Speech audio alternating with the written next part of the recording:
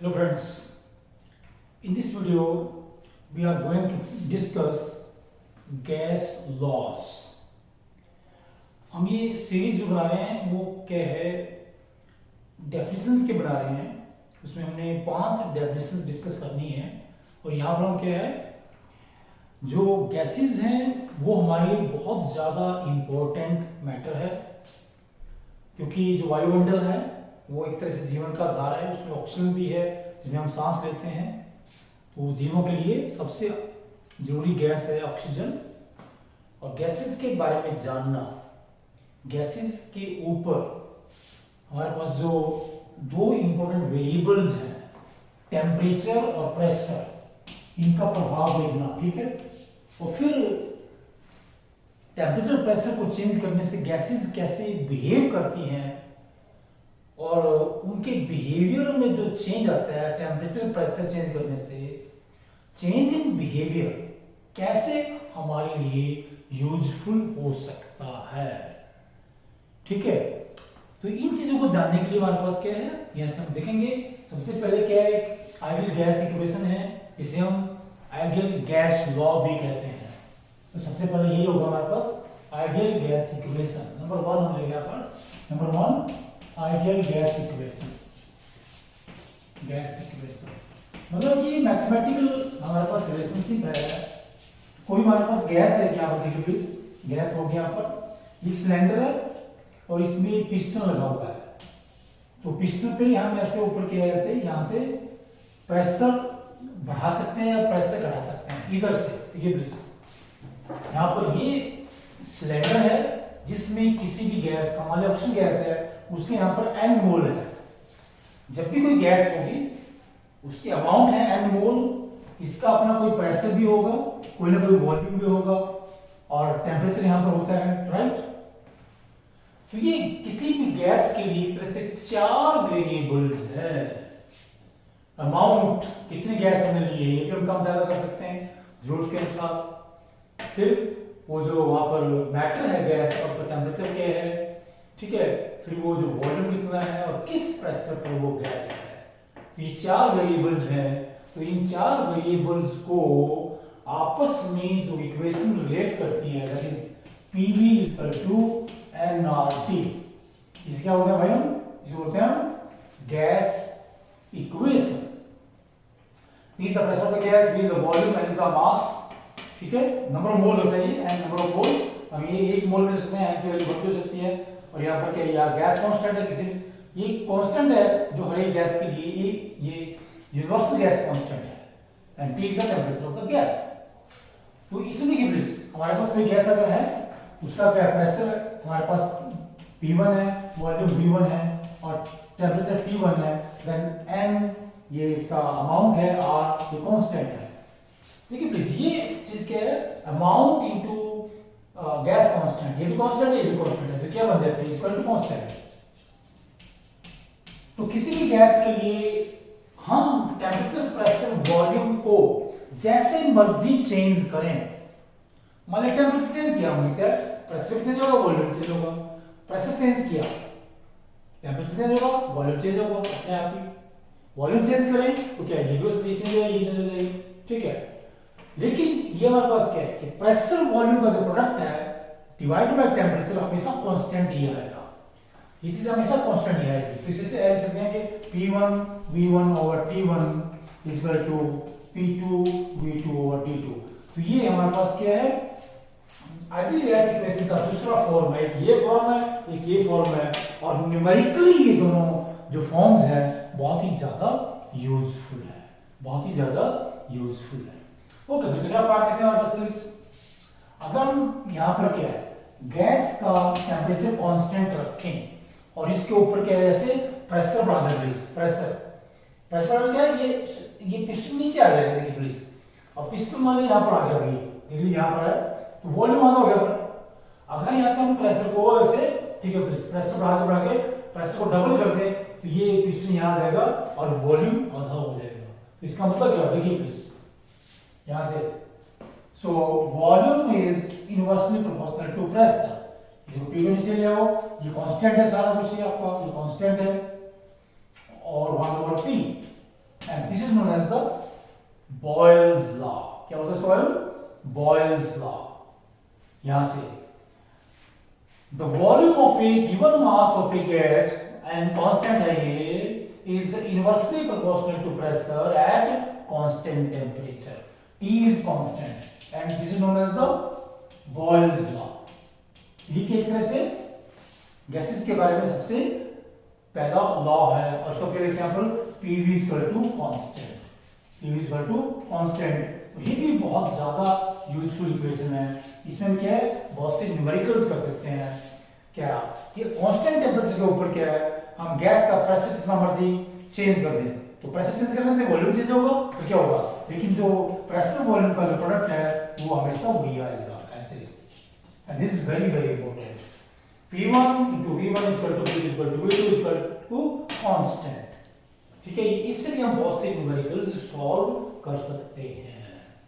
अब आते हैं तीसरा, हमारे पास यहां पर क्या है कि अगर हम क्या है प्रेशर को कांस्टेंट रखें और टेम्परेचर चेंज करें please.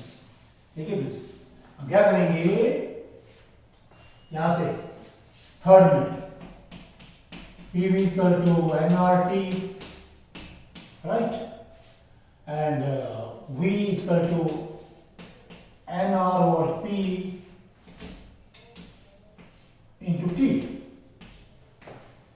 So by keeping pressure constant, if we change temperature, volume changes। ये देखिए n is constant, given mass है, जैसे कहते हैं यहाँ पर ये 2 मोल है ऑक्सीजन के, यहाँ पर pressure is kept constant, pressure को ना घटने देंगे ना बढ़ने देंगे, कांस्टेंट रखेंगे। अब टेंपरेचर बढ़ाने हैं, टेंपरेचर बढ़ाने से वॉल्यूम बढ़ेगा। जैसे अगर टेंपरेचर बढ़ाएंगे धीरे धीरे इसको हीट करेंगे, ठीक है, तो ये हमारे पास क्या है पिस्टन ऊपर जाएगा ऐसे और पिस्टन यहाँ पर आ गया प्लस। ठीक है, बोलिए यहाँ पर पिस्टन आ गया, वॉल्यूम बढ़ गया, वॉल्यूम बढ़ गया। अगर हम गैस को धीरे धीरे ठंडा करते हैं, कूल करते हैं एट कांस्टेंट प्रेशर, ठीक है, फिर क्या होगा नीचे प्रेशर कांस्टेंट है, प्रेशर में कोई, जैसे हमारे पास ये पॉइंटर है, ये पॉइंटर है ऐसे, हम क्या कर रहे हैं we are not disturbing pressure, pressure वही है लेकिन धीरे धीरे गैस ठंडा कर रहे हैं और हम देख रहे हैं जैसे हम टेंपरेचर बढ़ा रहे हैं, as we are decreasing temperature slowly and gradually the volume decreases, मतलब पिस्टन यहां पर आ जाएगा, वॉल्यूम कम हो जाएगा, आधा हो जाएगा। इससे क्या है so V is proportional to T। The volume of a given mass of a gas is proportional to its temperature in Kelvin at constant pressure, and this statement is known as the Charles law। Charles law, इसको हम Charles law कहते हैं भाई। This is also very very important। ये constant है please, तो क्या हो जाएगा ये V of T is equal to constant, is equal to constant। तो constant प्रेशर के ऊपर टेंपरेचर चेंज करने से वॉल्यूम चेंज होगा, लेकिन ये जो रेशो है वॉल्यूम टेंपरेचर का ये हमेशा उतना ही आएगा। जैसे कहेंगे कि V1 over T1 यहां से रख करते हैं equal to V2 over T2। ये जो इक्वेशन है ये भी बहुत ही ज्यादा इंपॉर्टेंट है, ये बहुत ज्यादा इंपॉर्टेंट है, राइट। और इसमें हम बहुत से न्यूमेरिकल्स सॉल्व कर सकते हैं। अब आते हैं फोर्थ पे, यहां से यदि हम क्या है वॉल्यूम को कांस्टेंट रखें और टेंपरेचर चेंज करें, राइट। देख लीजिए P equal to nR over V into T। तो क्या बनेगा इसे P प्रोपोर्शनल टू T। इसको बोलते हैं another form of Charles law, या इसको हम गे-लुसाक लॉ भी कहते हैं, ठीक है, या सेकंड चार्ल्स लॉ भी कहते हैं। तो ये जो लॉ क्या है हमें this law relates pressure of the given mass of gas to its absolute temperature when the volume is kept constant, when the volume is kept constant and amount is constant, R is the gas constant। तो क्या हो जाएगा ये P over T is equal to constant, is equal to constant। Similarly P1 over T1 is equal to P2 over T2। ठीक है, यहां से भी बहुत से न्यूमेरिकल्स सॉल्व कर सकते हैं। इसे क्या बोलते हैं another form of the Charles law, right। उसमें क्या है चार्ल्स लॉ, ये हमारे पास कि V proportional T Charles law है, ठीक है, और यहाँ से क्या है P प्रोपोर्शनल T ये कांस्टेंट यहाँ पर कांस्टेंट प्रेशर के ऊपर है ये, और ये कांस्टेंट वॉल्यूम के ऊपर है. So these two forms of Charles law are very important, very important. अभी हम जो डिस्कस कर रहे हैं, ठीक है, अभी हम लास्ट में लेंगे.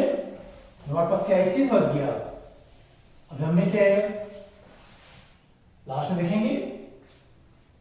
ओके, यस देखिए प्लीज. से V is equal to NR over P, right? N को बाहर ले आते इसको NT. If temperature and pressure are kept constant, then the volume of the